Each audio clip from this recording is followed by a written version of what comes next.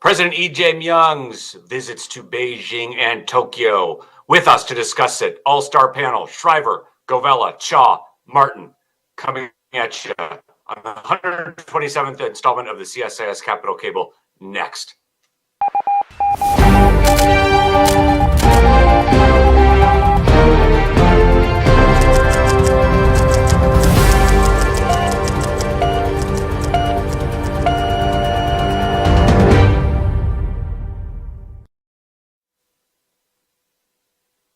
All right, good morning to those of you in chilly DC, Snowmageddon coming.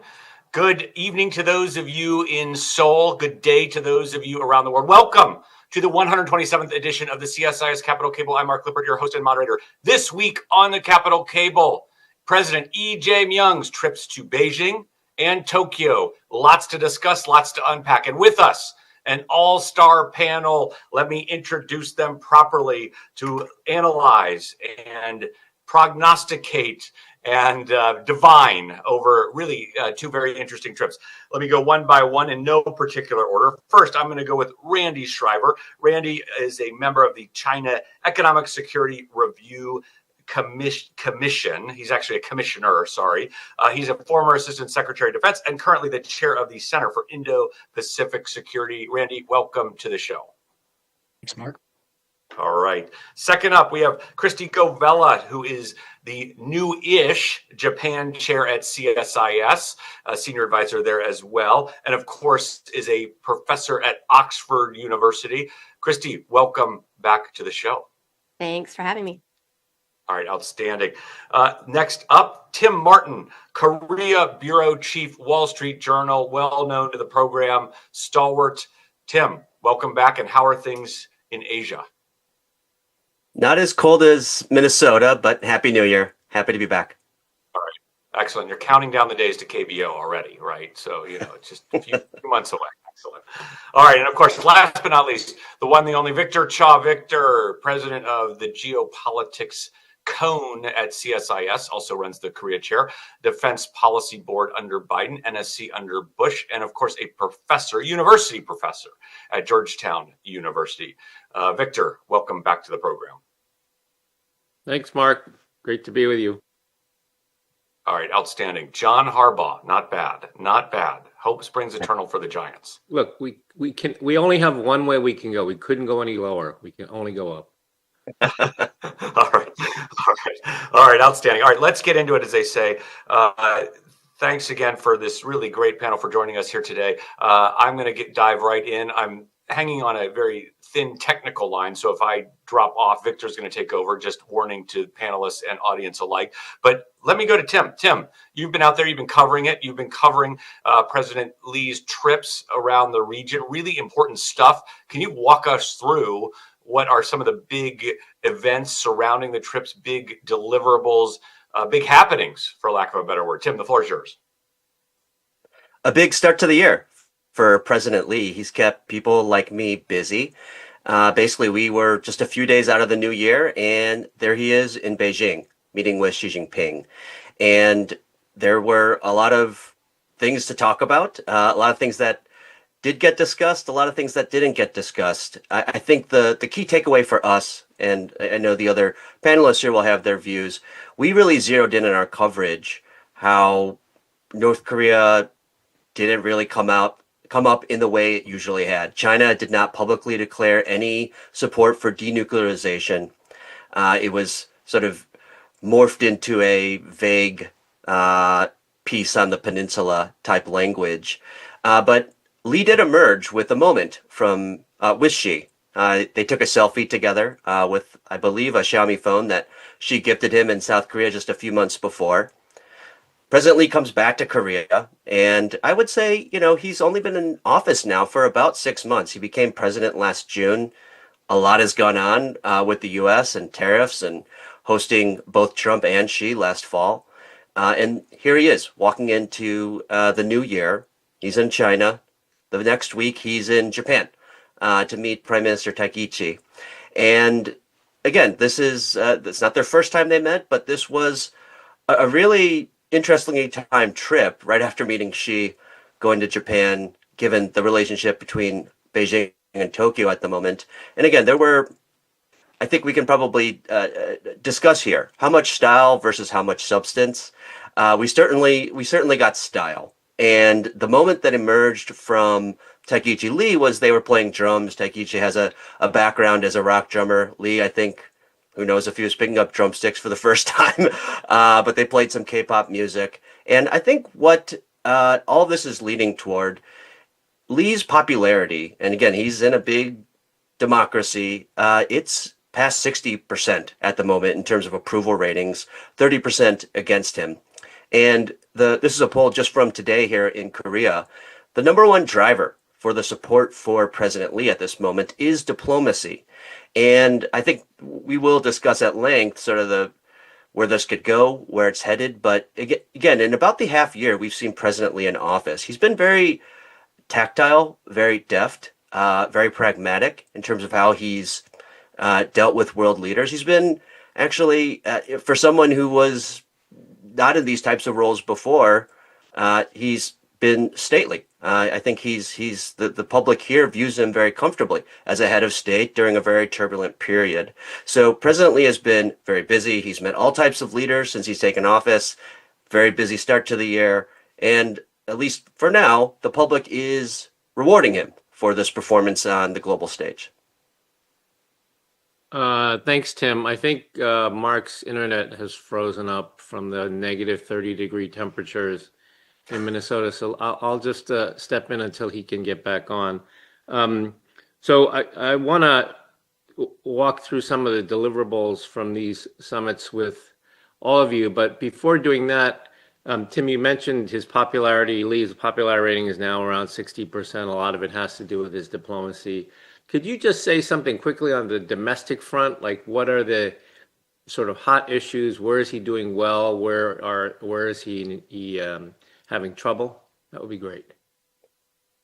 Yeah, I think it's still a very divided country. We're still in the middle part of litigating and seeing in the courts the fallout from martial law. You saw the former Prime Minister Han Duck-soo get 23 years as a sentence. Former President Yoon Suk-yeol, his trial is still unfolding. So you still have a very animated conservative base that really disagrees with everything that President Lee stands for and is doing in office. But I think, look, the number one issue, it remains the economy. The economy grew at about 1% last year. Jobs are still hard to come by. President Lee just held a press conference this week about the economy, what he plans to do in terms of stimulus, creating new jobs, recentering around AI in the future. But it's tough. It's tough globally for big economies. I will say the one positive variable for him is the stock market. Kospi has been on fire. It's up something like 80% since he took office. Hyundai, Samsung, the big companies are hitting record highs, and some of President Lee's moves sort of being more amenable to corporate accountability, to foreign investors, have really stoked that growth. But again, I think here, what are people concerned about? Jobs, real estate. Though, given the past 18 months or so we've had, I think sort of political stability, how South Korea is perceived on the international stage, I think that's certainly declined as a sense of concern. Great, thanks, Tim. Let me go to Kristi and ask Kristi. So Tim talked about this recent summit meeting between Takaichi and Lee. The video of them both playing the drums. I guess the compromise is they do something that she's very familiar with, the drums, but they do it to K-pop music is the compromise. But could you tell us, sort of from a Japan perspective, how they were looking at the summit, what they were hoping to get out of it, and whether it was a success? It certainly looked like it was a success. But were there any deliverables that came out of that you thought were significant? Oh, Mark's back on. Okay. Go ahead, Kristi. So, I mean, I agree with Tim. It was great on style. And I think that was a major goal of the summit. I mean, we're coming into a relationship with these two leaders who many thought would be at odds due to their very different political stances. And so the goal is really to demonstrate that this shuttle diplomacy between Japan and South Korea can continue, that there is this rapport, this commitment to the continued relationship, and this personal dimension was very strong. So Lee was the very first leader to visit Takaichi's hometown in Nara. And so I think in terms of optics, it was a great visit. In terms of deliverables, it was relatively light. They touched on a whole host of topics that we've heard discussed bilaterally and also in the US, Japan, Korea trilateral context. So they talked economic security, things like rare earths, AI, and intellectual property. They talked about cooperation on transnational organized fraud. They touched on North Korea and continued commitment to cooperating together. They also talked about Korea's desire to join the CPTPP. But for that, Japan's wish is that Korea would drop the restrictions on Japanese seafood exports that they've had since after the Fukushima nuclear disaster. And they also had some interesting historical components, which got some traction. For example, the two leaders agreed to advance progress on this joint project to use DNA to identify human remains discovered at this mine that collapsed during World War II. So I think they tried to emphasize, this rapport, this symbolism, but then also try to address strategic issues as well as some of this historical legacy. And they picked this mine issue because they think this is something that they can get manageable traction on, that they might actually be able to resolve. So I think overall it was a good package, but definitely light on official deliverables or big announcements, very heavy on style and great videos. Mark, let me finish up with Kristi and then you can step in. So could I ask you, Kristi, to what extent did China come up in their discussion? I mean, you talked about economic security, some North Korea, some of the issues that might touch on China, but to what extent did China come up in their discussion? Well, as is typical, many of the topics that were discussed have China inherently baked into the framing, like economic security. But the two leaders were pretty careful to avoid making any direct statements. So we saw Takaichi, for example, emphasize the worsening strategic environment with regard to China. And we saw Lee separately comment on the importance of maintaining cooperation and dialogue between Japan, South Korea, and China. So there was not a strong joint message on China, which probably reflects, the South Korean leaders' desire not to get in the middle of current Japan-China tensions and Japan's desire not to appear soft on the issue as they go into their own diplomatic negotiations with various partners. Over to you, Mark. All right, outstanding. Thanks, Kristi. Thanks, Victor. Has Randy gone yet? Is that up in the? Oh, great, perfect. No, but I'm learning a lot, so I'm happy to sit here and continue to hear these experts talk. Outstanding. And we made Victor pay attention. Usually he kind of sleepwalks through this and checks his email during most shows, so he's awake and ready to go. All right, Randy, over to you. Just if you wouldn't mind commenting on the Japan piece as well. It's in your wheelhouse, but then let's get over to the Beijing visit as well. So maybe if you could kind of bridge us to the between the two visits. Full stop there. Well, speaking of Bridge Colby's on his way to both Korea and Japan, but we can get to that in a moment. Look, I think President Lee has proven to be the ultimate pragmatist. It's hard to really define a lean one way or the other as he's making these visits. But I think it's important to point out that before going to Beijing, before going to Tokyo, he had some very good interactions with the United States in his pocket already. I think at the beginning of the Trump administration and when President Lee came in, there were many observers who said, we've seen this formula before, and this could be a lot of trouble. And it seems that they're defying gravity. We have a progressive government in Seoul and a conservative Republican government in Washington, and they're getting along just fine. They're doing quite well. So I think that gives him a basis on which to deal with both China and Japan. And I think Victor wrote about this in Foreign Affairs recently about the positioning of South Korea to be able to engage China with a lot of confidence, given the relationships that they have and are growing and improving. So I think he was able to go to Beijing and really stand toe to toe with Xi Jinping and talk about the full range of issues that they have. Again, light on deliverables, but touching on everything. And the dog that didn't bark seemed to be North Korea, even though they tried.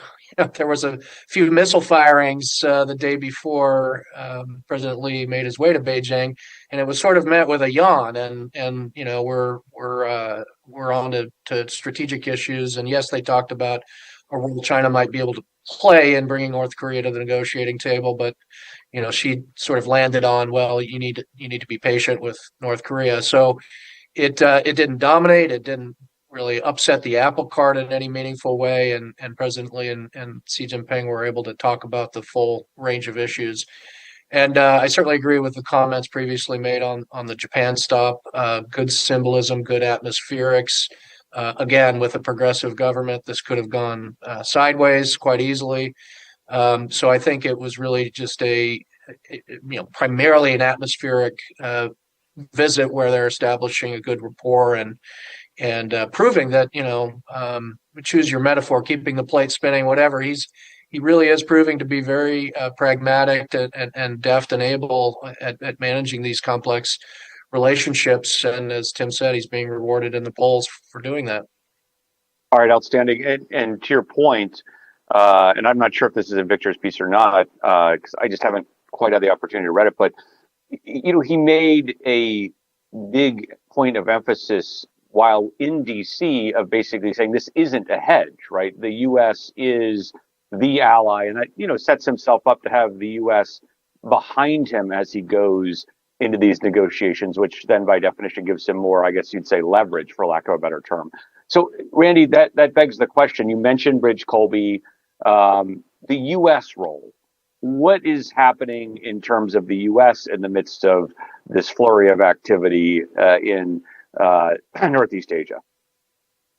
Well, fortunately, Greenland is not the sovereign territory of either South Korea or Japan, so we have to deal with the Danes and the Europeans and the feckless NATO members on that. So, in actuality, when President Trump returned to office, there were a lot of concerns. We all remember the arguments over burden sharing, a lot of discussion about pulling troops off the peninsula, a whole host of things that I think rightfully had people a bit anxious about his return to office and what it might mean for the alliances.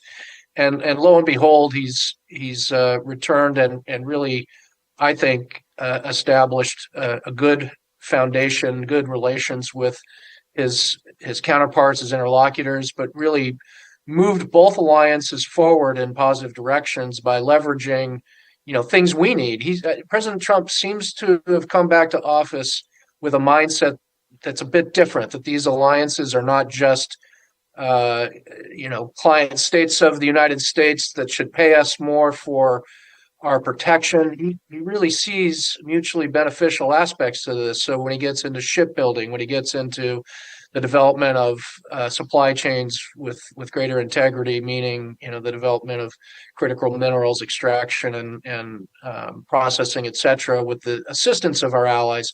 So it's really quite a different tone, and I think he's off to a good start with both allies.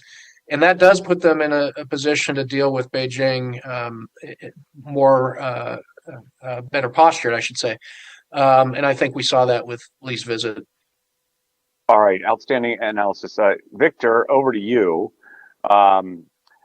Let's just, first, anything you want to pick up on. I'm sure I've seen you feverishly taking notes, so I'm sure that will factor into your answer. But the other piece here is just what is Lee Jae Myung trying to accomplish with all these visits, right? In terms of your sense of where he's positioning himself, number one, internationally, but also domestically, right? He's got the next big thing in South Korea domestically is a midterm election at some point. So over to you, Victor. Yeah. So in terms of, I think while your internet froze, Tim was saying that Lee's popularity is now at something like 60%.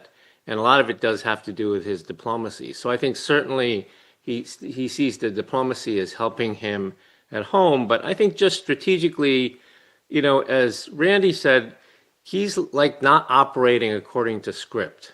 Like I think many of us in Washington, D.C. thought This might be a replay of like Roh Moo-hyun and George W. Bush, or even Moon Jae-in and Donald Trump won.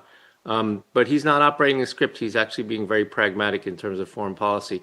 I think, like, if there's one rule of thumb that I think he maybe has internalized with regard to China, it's the idea that if Korea's relations with the U.S. and Japan are strong, he's on a much stronger footing with China, right? China doesn't treat him like a small province if he's got good relations. And between the two, he's had 5 meetings in total with the U.S. president and the Japanese prime minister before he went to Beijing, right? So that's a pretty strong footing. And Victor, can I comment on that point? Yeah. It's a little bit reminiscent of Park Geun-hye, where after trying with the Chinese and being burned, she then retrenched into the alliances, into the Japan relationship, right? And into the alliance, rather, in the Japan relationship in order to gain some leverage, right? It's not uninteresting, right? It's a pragmatic play, full stop there. Right. And of course, we would prefer that they do it the way Lee does it rather than the way Pak did it, right? Yes. So, after failing in the other strategy. The other thing is, I'd say when Lee was going to China, much of the press, the Wall Street Journal excluded, of course, talked about this as Lee's rebalancing after his meetings with the U.S. and Japan. But, it clearly wasn't rebalancing. As you said, he's not hedging. He's not doing the sort of economics with China, security with the United States, hedging strategy. He explicitly said he wasn't when he came to CSIS and spoke at CSIS. And I think we see it in the agreements that came out of the summit with China. As Randy said, they're pretty light. I mean, there's a lot of them, 14 MOUs or something. But if you look at them, like, with no offense to people who are focused on some of these issues, they're on like culture and education and clean water, and they're in the tens of millions or hundreds of millions of dollars versus, the agreements with the United States, which are in the, hundreds of billions of dollars. So it's like, scale-wise, it's not even comparable. Right. And to your point, Korean companies have really made a clear decision, right, in terms of where they're going to invest and which market really matters to them. All right. Outstanding. All right. Let me go to Kristi, then Tim. Kristi, you've been watching all this. There's a little political machinations coming in Tokyo, right, in terms of a possible election.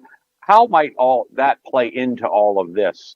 And any comments you might have in terms of where the Tokyo-Seoul relationship might be headed after, as you all described, a largely symbolic but positive atmospheric visit. Full stop there. Sure. So, as you mentioned, Japan is set for an early general election. Prime Minister Takaichi has dissolved the lower house, and they're going to have their election on February 8th. This is a very meaningful test of her popularity. Prime Minister Takaichi's approval ratings have been very high in the 70s. I saw a poll last week as high as 78%, but her party, the Liberal Democratic Party, is not popular with the people and is polling around 30%. And she faces a new opposition party and a lot of challenges, such as Japanese economic issues. But, I think her popularity is in some part due to her personality and her ability to deal with diplomacy. So to echo some of the comments we heard about Lee. And so, I think that especially at a time when the Japanese public perceives that there is a great deal of uncertainty in the region and in the world, to have a leader with a steady hand who, has dealt relatively positively with President Trump in their engagements, who has, I think in the eyes of, according to polls, many Japanese people, they also respect her approach to the current tensions with China. So I think, Korea plays into that. And I think it's smart, actually, to market this and to focus on the optics and the rapport, because we've been on a trajectory of Japan and Korea improving relations for the last few years, but we really still need to solidify that at the popular level. And so things like drumming to K-pop, and that going viral on social media, that does make a difference. And that does also show her ability to be versatile, to conduct diplomacy, to represent Japan. So I think it's all strategic, but a lot will depend on, who comes out of this election and if Takaichi has a stronger hand or, finds herself potentially in a weakened position or out of office. Outstanding. And then just quickly, where does the U.S. fit into all of this? It's been warmish, coldish. I would say just it's been kind of all over the map, right? I don't know how to describe it in a more precise term, but good elements, some not so good elements. Where does that fit into all of this in and around Tokyo? Well, as you say, it's all of the above. So I echo Randy's comments about the more positive aspects. I would also say that, to some extent, the changes in U.S. policy and the questions around the future of U.S. relations with Japan and Korea creates more momentum and impetus for the two countries to work together, to improve relations, to solidify what has traditionally been thought of as the weak leg of trilateral U.S.-Japan-Korea relations. So, in that sense, I think that, there are also some positive consequences coming from U.S. role, no matter if the U.S. is actively playing a positive role, or even if it's just acting as something that the two countries are responding to in their own respective foreign policies. All right. Thanks so much, Kristi. Good stuff there. All right, Tim, over to you. So what's next for President Lee? What is he going to be focused on, both domestically and internationally? You alluded to the fact he had a really quick start out of the gate, especially internationally, right? You've got some serious domestic issues, and then you've got this interesting question. Let me put it this way. I never thought I'd read the Korean press and see it dominated by headlines about Greenland, frankly, right? And so you've got all these machinations over in Europe happening. How does that factor in? So that bucket of questions, over to you. Yeah, I think whether it's Middle East, Ukraine, Greenland, I mean, they're in the headlines because they're so dominant. But I think in terms of the political reverberations, we're not really feeling them that much, or it's certainly not stealing the attention of the Blue House. Back to the Blue House now under President Lee. I think what's next for him, they have, and you alluded to this, Mark, they have these major local elections in June. And I don't want to dwell too much on domestic politics here, but that's going to decide who's the mayor of Seoul, who's the mayor of Busan, the biggest cities, and certainly all the local levels. And look, if we look federally, they got the presidency, they control, dominate the legislature. The party has big ambitions to control almost every inch of turf in South Korea. And then with that political power, where do they go next? That's actually the next big question of how President Lee governs. But I would say if we look just quickly, very in the rearview mirror of his foreign policy, I mean, when I talk to my contacts in the Seoul government, look, I think they all acknowledge, President Lee with these countries, it's still a little bit of first date behavior, to be honest. And why they're getting along or why they have to get along are a little bit out of their hands, right? Japan and Korea are close at the moment. Of course, because North Korea is doing stuff, but also they have a lot of sync on how to navigate tariffs, for instance, how to navigate the Trump era. And that supersedes any type of historical disagreement they might have between the two countries. China, well, they're already have a complicated relationship with the U.S. They've gone to the mats with Japan. Do they really want to pick a third fight with Korea? I think that informs some of the more style over substance. But again, when I talk to the South Korean officials, they sort of know, like, they're in a sort of vulnerable spot, or at least this could be fleeting. This sort of stasis that President Lee has promised and then sort of delivered on in his first 6 months, he's still got 4.5 years left. The world could get pretty crazy from here, or crazier. And how will South Korea react when it gets a little more gnarlier than it is today? All right, outstanding. Let me just make a quick comment. If nothing else, Korean politics are fleeting. That's a very good word. All right. Randy, over to you. Two big issues that I wanted to get to on that are in your area of expertise, and they're connected, but also, very a little bit distant. One, what did Beijing want to get out of this visit with President Lee? And then you've also got this piece where they're in this spat with the Japanese, right? So unpack that for us. And then I want to get to a separate question about Taiwan in a second here. Right. Yeah. So Beijing certainly wants stable relations on its periphery, but historically they also do what they can, sometimes with positive overtures, sometimes with pressure. They're trying to split alliances and really drive a wedge between the United States and both South Korea and Japan. And so in this case, I think they were taking President Lee's measure to see if there would be such an opportunity, despite the positive interactions he'd had with President Trump and agreements on shipbuilding and possible nuclear submarine. And I think when they did take his measure and had those conversations, they didn't find a lot of daylight. So, I think for them, it's about keeping stability on the periphery, looking for those opportunities to drive wedges, and they can be patient on that. And in particular, as you say, when they have spiraling tensions with Japan, they probably don't need similar problems with Korea simultaneously. I think with Japan, everybody sort of focused on Prime Minister Takaichi's statement about a survival threatening situation related to a potential blockade of Taiwan when she was asked a question in the Diet.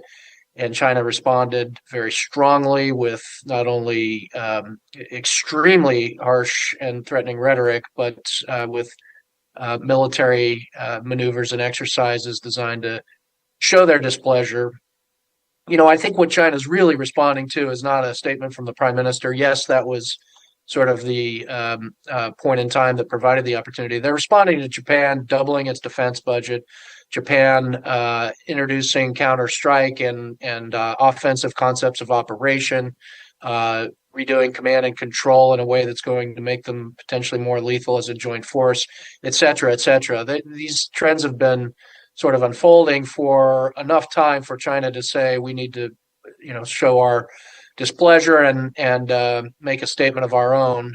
So I think they're trying to figure out if that kind of pressure can bring about better results. What they're discovering, of course, is she went from sort of unheard of 73% popularity to 78% popularity. So not exactly the outcome that they were probably hoping for. I think they're hoping that the April visit of President Trump to Beijing will give them new openings. They see him as somebody that they can potentially maneuver into a big, beautiful deal, which could involve aspects of Taiwan. It could relate to other constraints on our alliances.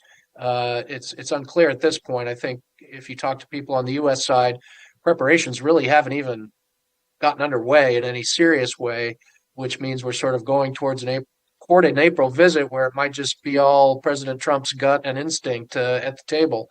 So I think for the Chinese, they're really pivoting to this April visit to see what they can do with President Trump. All right, outstanding. Over to Victor. Victor, I'm going to go to you. Excuse me. And then we got about 10 minutes left. After your intervention, we'll go around the horn for final thoughts and closing comments. All right, Victor, let's pick up on a theme that Tim mentioned at the outset that we've hardly talked about, and his theme was that they hardly talked about it during the summit. It's North Korea. What your sense of the view from Pyongyang right now with all of this underway? Number one, and number two, with the recent visit and really scant mention of the North Korea issue in and around Beijing, in and around the Beijing summit, and then followed up by Lee Jae Myung's pretty interesting comments that, I'm going to paraphrase them badly, denuclearization is still the goal, but it's essentially not overly realistic. We need a freeze, a rollback, and then denuclearization over time, kind of a phased approach. Your comment on that basket of issues, Victor. The floor is yours. So there were other things I was going to say, but I'm just going to try to answer your question, Mark. For oh my once. God, this is the first. This is the first. So of course, none of us were in the room, but this is what my guess would be. I think in the meetings with Xi Jinping, of course, I think the South Koreans would obviously like to see China play a role in bringing North Korea back to the table and focus on denuclearization, and they clearly didn't get either of those things out of the Chinese. Chinese will always claim they don't have as much influence on North Korea as the United States and South Korea and Japan believe they do, but whatever influence they have, they guard jealously, and they've lost a good bit of that to Russia, I think, right now, even though, their trade figures now, their bilateral trade is very high right now. It's higher than it was pre-pandemic in the last quarter. So the Chinese are trying, but they don't seem to be making much progress. And then on the Japan side, I think, and I don't know I can't remember exactly what they said, but I think Lee's preference is to, and it was evident in the U.S.-Korea joint fact sheet, is to go back to the language that signifies denuclearization, which is denuclearization of North Korea, not denuclearization of the Korean Peninsula or a nuclear-free Korean Peninsula, but denuclearization of North Korea.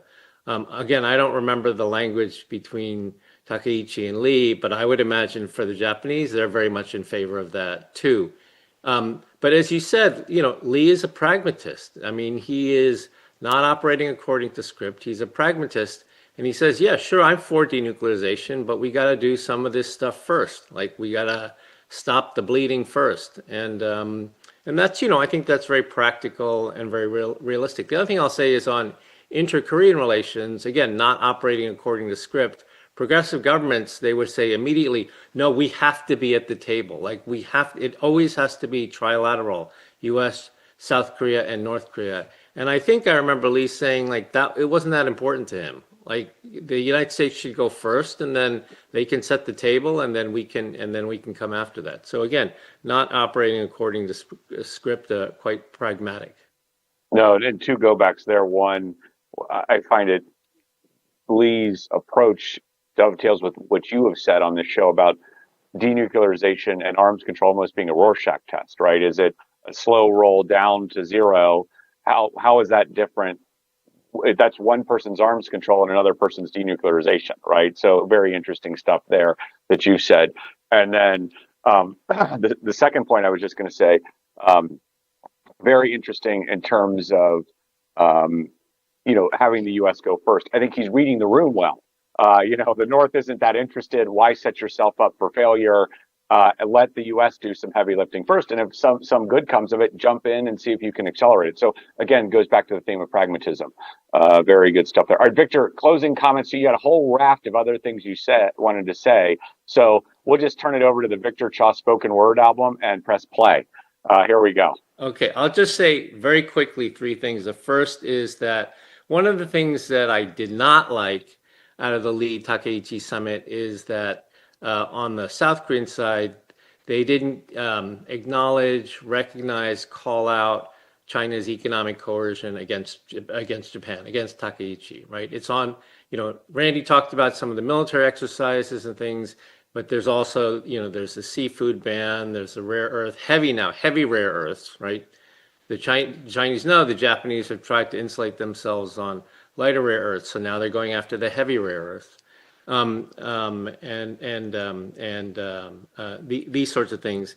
Like, I think that China will eventually come after South Korea over the nuclear sub deal. I think they will like they did with THAAD, they'll eventually do that. So it's actually in South Korea's interest to call out what China's doing to Japan, but he didn't do that. Second thing, I entirely agree with Randy. I mean, Trump's visit to Beijing is something that Japan and South Korea are going to be watching very closely. It's not just the visit to Beijing. There are probably going to be 4 meetings between Trump and Xi this year, right? Probably 4. Like, there'll be a return visit, and then you got APEC, and then UNGA. So that's 4 shots that Xi Jinping has at trying to get the president in a position that he wants to, and so I'm sure everybody's going to be watching that.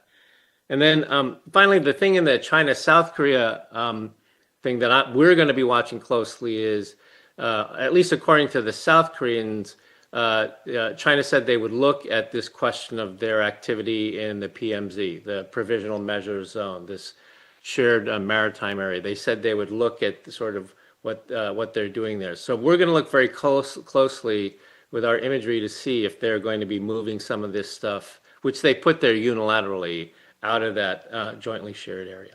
Over. All right, outstanding. Thanks, Victor. Good stuff there. Way to close us out strong. Kristi, over to you. Your final thoughts here. So in general, I think that this set of meetings was a really good example of the pragmatism that Japan and South Korea are showing in their foreign policy. Again, I do want to emphasize that I think the symbolism and the style and the optics of these meetings, particularly the Japan-Korea meeting, was very important. And it's vital that this shuttle diplomacy continue. It sounds so simple, but if we don't have that, we don't have a very important component of the relationship. But moving forward, we really do have to see if Japan and Korea will be able to kickstart some momentum and have more concrete areas of cooperation, whether it's on economic security or military security, et cetera, and whether we'll be able to regain some of that really exciting uptick in cooperation that we saw under the previous administrations after the Camp David summit. All right, outstanding. Thanks, Kristi, and thanks for being on the show.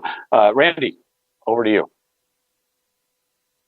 The Japan election is big. She's taking a risk, calling it so close to budget season and so close to her actually assuming office just 3 months ago.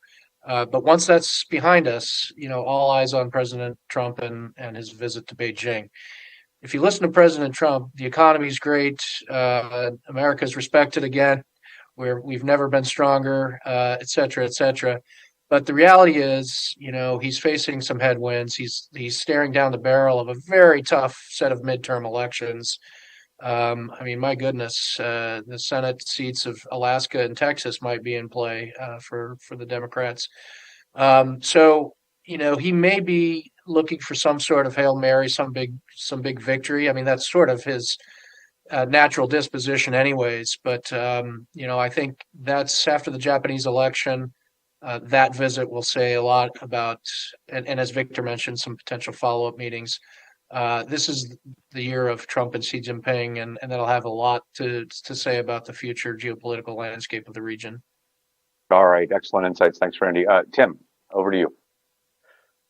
Yeah, I agree. It's going to be a big year for the U.S. and China, and you just wonder to what extent Japan and South Korea could be beneficiaries or collateral damage. And I think we don't have to go back too far in time and it's come up in our discussion today about what happened with China and South Korea around the THAAD installation, really about a decade ago. And I think really as the Trump-Xi era continues forward, and does it go poorly, does it go well? I think what would be interesting if it does go poorly, just to figure out how it goes or see how it goes. Does China do something to go after South Korea economically? Is there another round of economic coercion? However, there's a big difference this time, which is South Korea is not only an ally of the US, they're really intertwined economically. So let's say, for instance, some key material, some rare earth material gets cut off to South Korea. That's going to have knock-on effects, perhaps directly to the US supply chain, if not indirectly, hindering these companies that are writing big checks for America. And I wonder what the reaction out of Washington would be in that situation, or is that a deterrent in any type of sense? So I think that, to me, really over the next 6, 12, 18 months is one of the things I'll be watching very closely. All right, outstanding. And my follow-on comment to that is the Chinese market looks a lot different to the South Koreans than it did 10 years ago, number one, and including their presence in China, physical presence of manufacturing and other type of facilities, right? So very different landscape upon which economic coercion may be effectuated. So watch that space. All right, final points from me. I'm just going to sum up and say pragmatism was the word of the day. Big U.S.-China year coming up. Elections looming. Watch the space for the April visit and, of course, the start of the KBO season. With that, thanks to Victor Cha, thanks to Kristi Govella, thanks to Randy Schreiber, and thanks for Tim Martin for staying up late with us here at the Capitol Cable. Another excellent edition in the books. Thanks, everybody, and we will see you next time. Bye-bye.